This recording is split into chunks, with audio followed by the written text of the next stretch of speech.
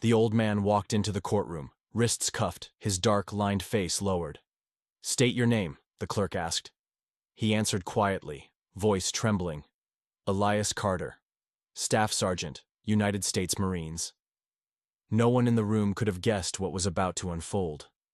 As the female judge glanced through his case file minutes later, her hand suddenly paused. Her skin turned pale. That name.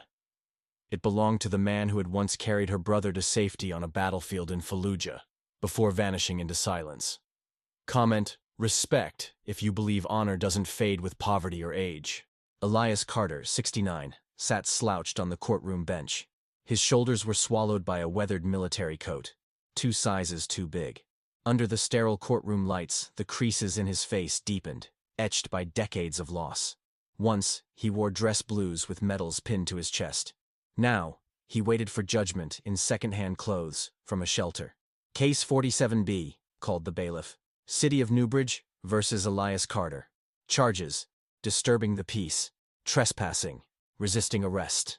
He rose slowly, joints aching, worn down by time and untreated injuries. Vietnam first, then Iraq.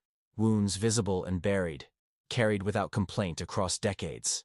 "Mr. Carter," said the prosecutor, young and polished, his voice rehearsed. "He's been warned several times about lingering behind Jefferson Street Cafe. The owner filed 3 complaints just this month. But what he didn't say was this: Elias never begged, never asked for handouts. He just sat near the alley vent, trying to stay warm when the winter night closed in. Then came the officer's testimony. Found him behind the cafe at 11:45 p.m. Refused to vacate when ordered. Elias hadn't refused. He'd quietly asked for 5 more minutes, to finish half a sandwich a kind cook had slipped him. But back then, his words hadn't mattered. They still didn't now. "Your Honor," the prosecutor continued, "this is his 3rd citation this year. We recommend 30 days of community service and a no trespass order for downtown. Such an order would bar Elias from the 4th Street shelter, the only warm place he had left. It would shut him out from church meals. It would leave him alone, outside, during the coldest stretch of the year." "Mr. Carter," Judge Olivia Parker finally addressed him, "do you have legal representation today?" He shook his head. His public defender had been pulled into another courtroom on urgent business. "Would you like to speak on your own behalf?" she asked, peering over her glasses. Elias cleared his throat. His voice came out low and rough. "No excuses, ma'am. Just needed to stay warm." "Why that location?" the judge pressed. Her expression unreadable, her tone edged with something more. He hesitated. "Jimmy, the cook, leaves food sometimes. Known him since he was a boy. His father served with me. Desert Storm." "And your service?"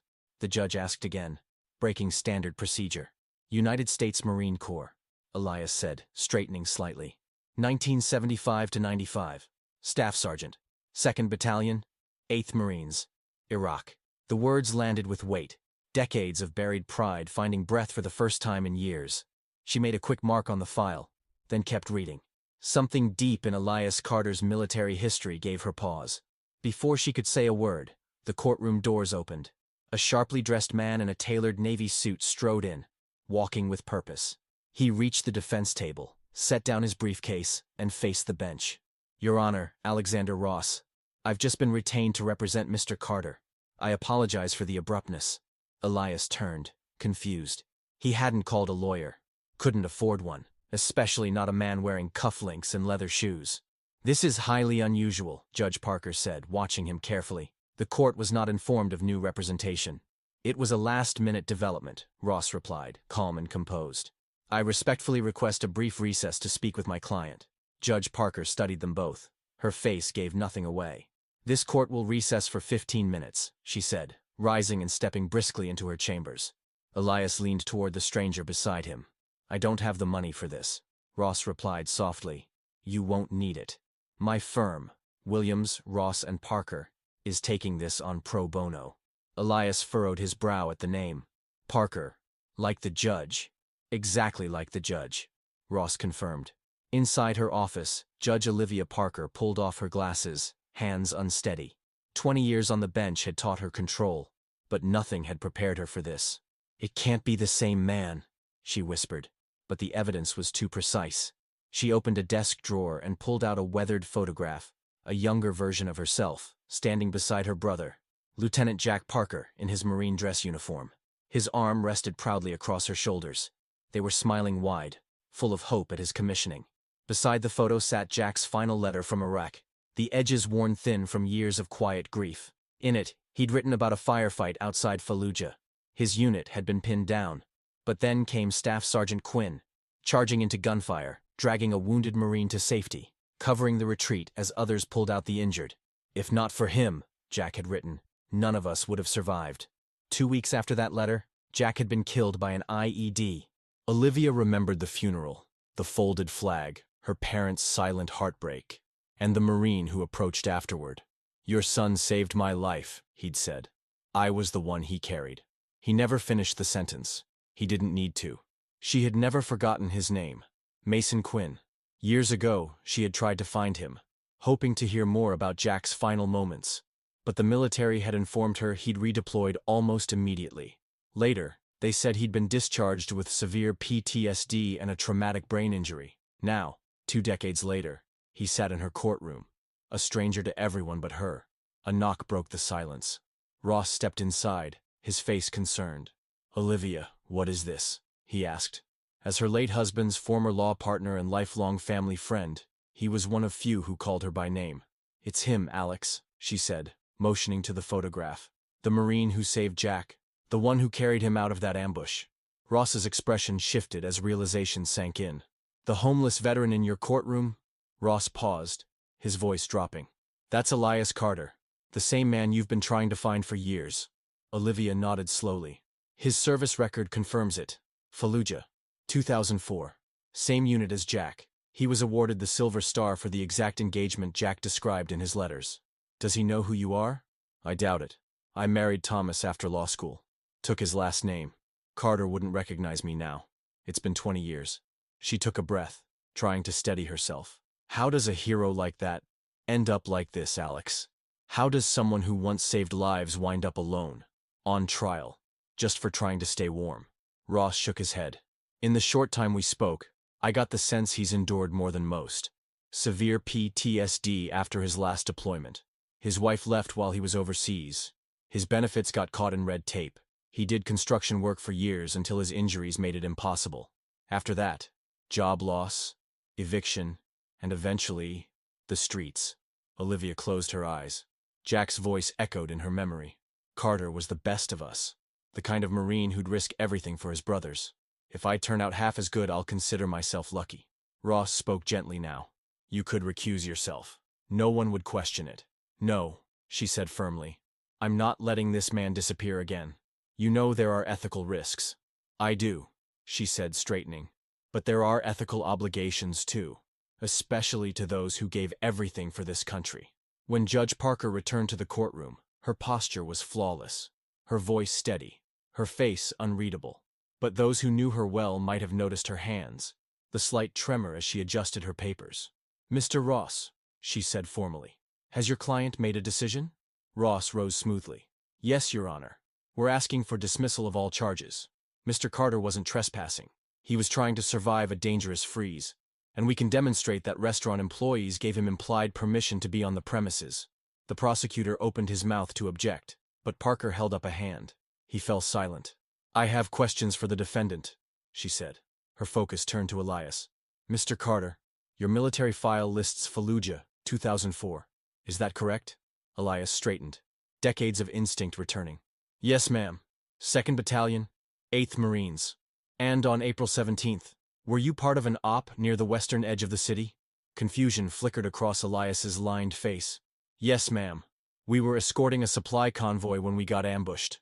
"During that firefight," she pressed, "did you rescue a wounded officer, Lieutenant Jack Parker, while under enemy fire?" The courtroom stilled. Elias's eyes narrowed, the name sinking in.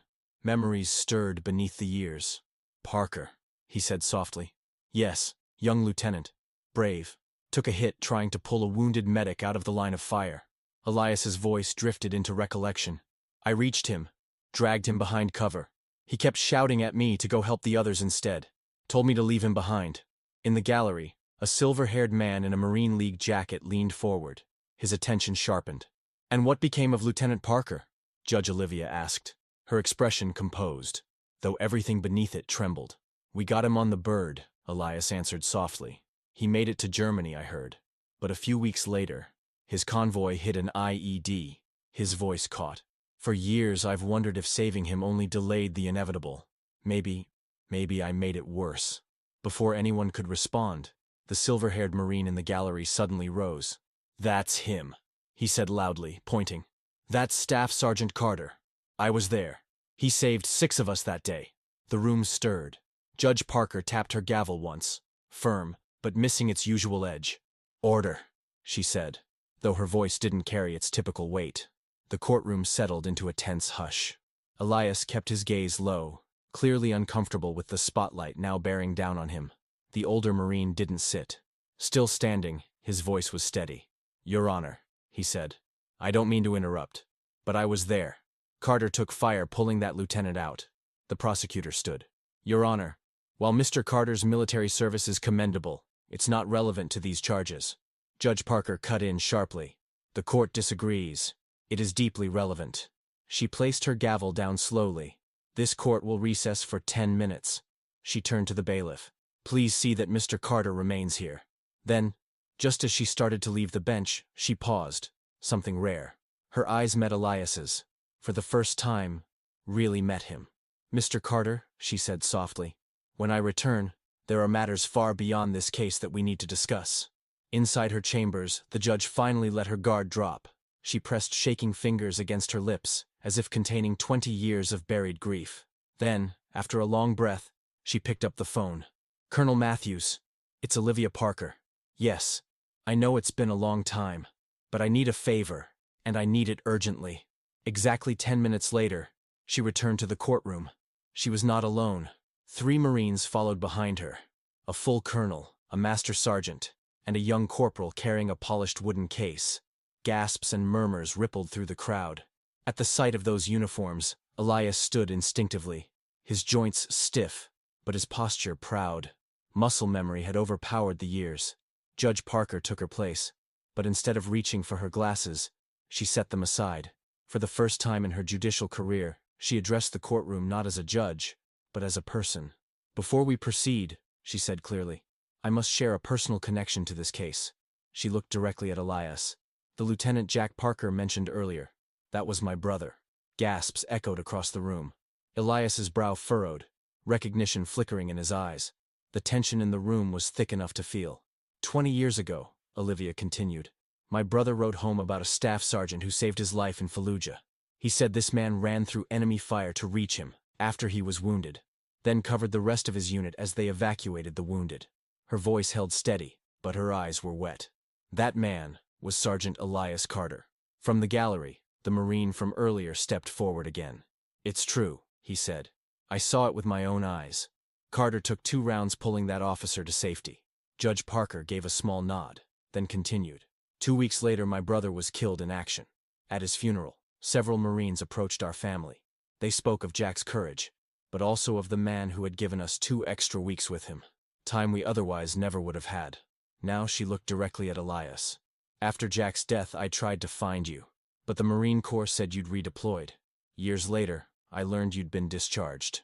But no one could tell me where you went. Elias stood silent, every emotion rising across his weathered face. I never stopped searching, she said. And now, whether by fate or something higher, you walk into my courtroom. She motioned to the colonel beside her. This is Colonel James Matthews, she said. He commanded my brother's unit. He has something to share. Matthews stepped to the bench. Staff Sergeant Carter, he began. The Marine Corps has been trying to locate you for quite some time. Your personnel file was one of thousands reviewed under the Veterans Reconsideration Initiative, he explained. New intelligence regarding your deployments in Iraq and Afghanistan warranted an update to both your commendations and your benefits. The corporal beside him opened the wooden case in his hands. Inside, a medal rested on deep blue velvet. By order of the Secretary of the Navy, the colonel announced, in recognition of extraordinary bravery on April 17, 2004. The Navy Cross is hereby awarded to Staff Sergeant Elias J. Carter, United States Marine Corps. Gasps echoed across the courtroom. The Navy Cross, the second highest honor after the Medal of Honor. Until recently, portions of your mission were classified, Colonel Matthews continued. But your actions that day didn't just save Lieutenant Parker and 5 Marines. They disrupted an ambush that could have wiped out the entire convoy. Your Silver Star has been formally upgraded, he finished. Elias's jaw clenched. For the first time, his composure cracked. There must be some mistake, he said quietly. I didn't do anything special, just did my job. No mistake, Sergeant, the colonel replied, his voice resolute. And this is long overdue. From the gallery, a voice rang out with crisp authority. Attention on deck! The silver-haired Marine stood at full attention, and others followed. Veterans, former officers, even civilians who recognized the weight of sacrifice. One by one, they rose and saluted Elias Carter. Soon the entire room was on its feet. Even the prosecutor stood, caught between legal decorum and human decency. Judge Parker, no longer able to contain herself, wiped at her tears. Her voice shook as she spoke. In light of these extraordinary developments, all charges against Staff Sergeant Elias Carter are hereby dismissed. Permanently, she brought down the gavel with force. This courtroom is adjourned. As the room began to settle, the Master Sergeant approached Elias with a tablet in hand. Sir, we've been trying to find you to correct your VA records. Your disability rating has now been reassessed.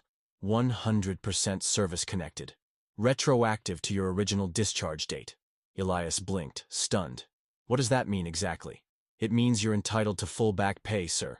Complete medical coverage, housing assistance, educational benefits. Anything you need going forward. Ross stepped forward with purpose. Our firm will make sure every single piece of that is processed. No more delays. No more stonewalls. From the back of the courtroom, Jimmy, the cook who'd left sandwiches behind the cafe, stepped forward. His eyes brimmed with emotion. My dad used to tell me, Jimmy began. There was a Marine who saved his whole platoon. He said, if you ever meet a man named Elias Carter, you owe him everything. Jimmy reached out a hand, tears slipping free. I never knew that man was you. Not until today. The prosecutor, visibly moved, approached slowly. Sir, I had no idea. Please accept my sincerest apology for how this case was handled. Elias stood amid the rising room, his posture regaining its quiet power, as though decades of unspoken honor were finally being lifted, one breath at a time. Judge Parker stepped down from the bench. There was no distance now, no barrier between them. She stopped in front of him, her voice steady, but filled with meaning.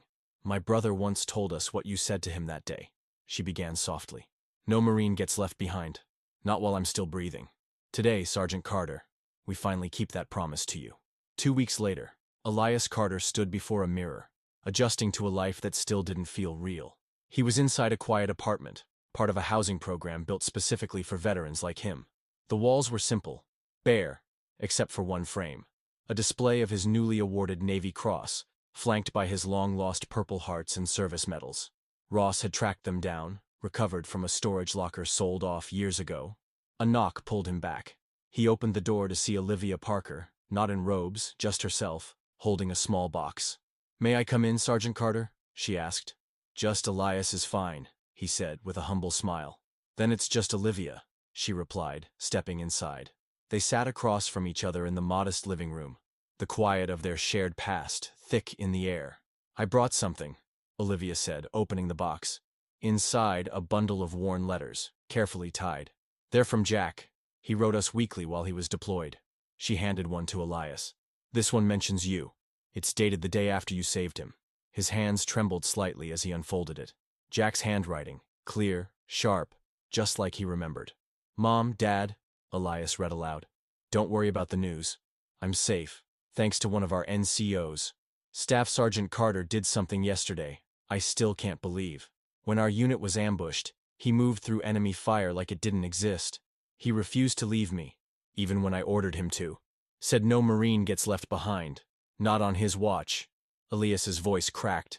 He mentioned you often, Olivia added quietly. Said you were the Marine he looked up to.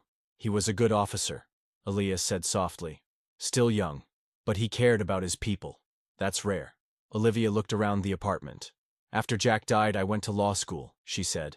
The Veterans Court program, the housing initiative. It all started because of the things he wrote, about how the system forgets its own. Elias shifted uncomfortably. I'm not a hero, he said.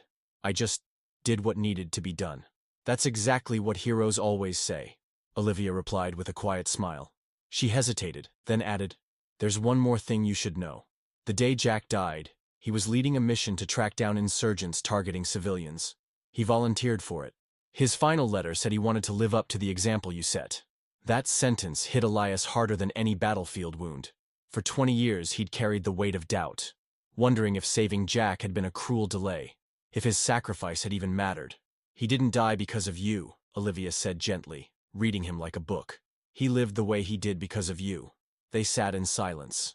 Two lives woven together by service and sorrow. Outside, snow began to fall, soft and steady, covering the city in quiet white. Finally, Elias spoke, voice barely audible.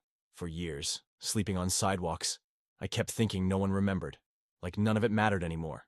Olivia nodded. "But it did," she said. "To Jack, to every Marine you saved, and to me." As she stood to leave, she placed a hand on his shoulder. "Jack used to say the measure of a Marine isn't what he does in front of a crowd. It's what he does when no one's watching. You lived that," she whispered. Even when the world forgot, Elias stood taller than he had in years, a quiet strength radiating from within. "Someone remembered my name," he said softly. "After all this time, someone remembered." In that single moment, something long broken began to heal.